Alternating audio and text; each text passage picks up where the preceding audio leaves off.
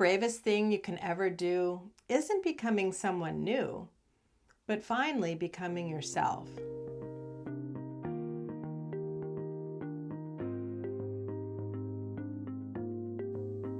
Hi, I'm Mary Beth. Welcome to my channel if you're new here, or welcome back if we're already friends.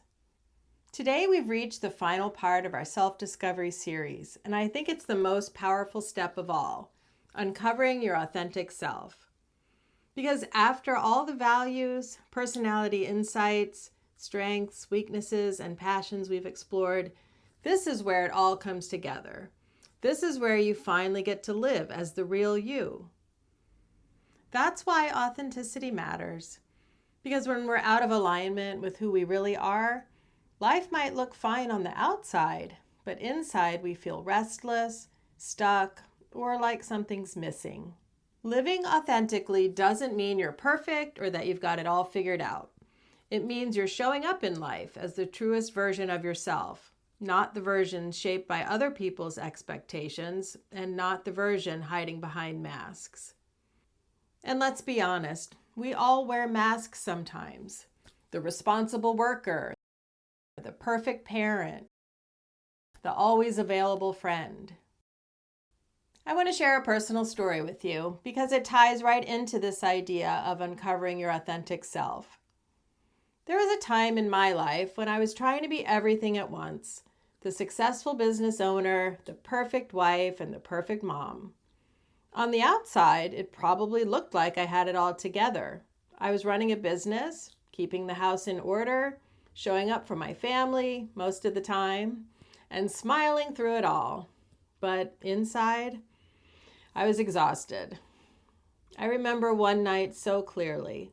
I got home really late because I was working on an amazing window display for my shop. Instead of feeling proud, I felt bad because I wasn't home to make dinner that night. I'd brought home a pizza instead. The kids were thrilled, but I felt like I'd failed. Then, instead of just sitting down and being present with my family, I jumped up to clean the kitchen because somewhere in my head, that's what a perfect wife and mom would do. The truth was, I was wearing masks. One for work, one for home, one for myself. And the more I tried to juggle those masks, the further I drifted from who I really was. Looking back now, I realize I wasn't chasing authenticity. I was chasing perfection. And perfection is exhausting because it's impossible. When I finally stopped trying to be flawless in every role and started leaning into my values instead, love, creativity, and presence, everything shifted. I wasn't aiming for perfect anymore. I was aiming for real. And funny enough, that made me a better wife, mom, and business owner. Not because I did everything right, but because I was finally just showing up as myself. And that's what uncovering your authentic self is all about. It's peeling back those masks, those layers of shoulds, and choosing instead to live in alignment with who you really are. The good news is the journey we've been on in this series, identifying your core values, discovering if you're an introvert or an extrovert, finding strength in your weaknesses, and uncovering your passions are all pieces of the puzzle. They've been helping you peel back the layers like an onion so you can get closer and closer to the heart of who you really are. Authenticity is simply the point where all those discoveries meet.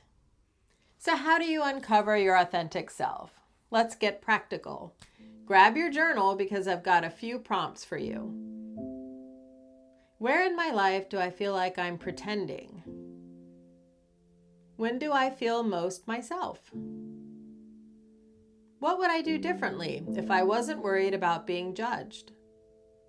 Which of my daily choices reflect my core values and which don't? Spend time with these questions. Be honest, even if the answers feel a little uncomfortable. That discomfort is often where the breakthroughs happen. And here's another practical tip. Start noticing when your energy feels drained versus when it feels alive. Drained moments usually point to masks and misalignment. Alive moments usually point to authenticity. Uncovering your authentic self doesn't happen overnight. It's not a switch you flip. It's a practice. That practice looks like saying no to things that don't fit your values, choosing goals that align with your passions, building habits that fit with your energy as an introvert, extrovert, or ambivert, and letting your strengths, even the ones that used to look like weaknesses, guide the way. Bit by bit, you'll notice life feels lighter, more peaceful, more purposeful. And that's really what this whole self-discovery series has been about. Finding your core values, the compass that points you toward alignment. Discovering if you're an introvert or extrovert or somewhere in between, learning how you naturally recharge. Turning your weaknesses into strengths, seeing yourself with new compassion. Uncovering your passions, the fuel that makes life exciting. And today, you're pulling it all together into your authentic self. This is the foundation for peace with a purpose.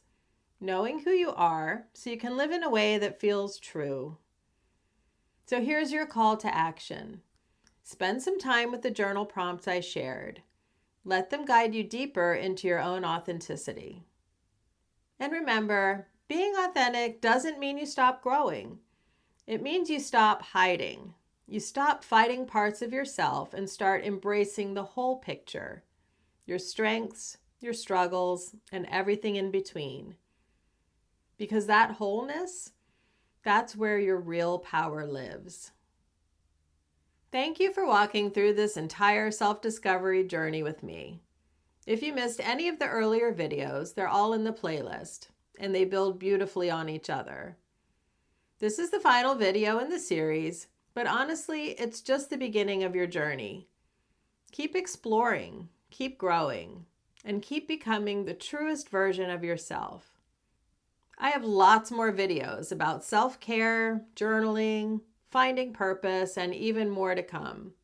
Be sure to like this video and subscribe to my channel. Thanks for watching. I hope to see you next time.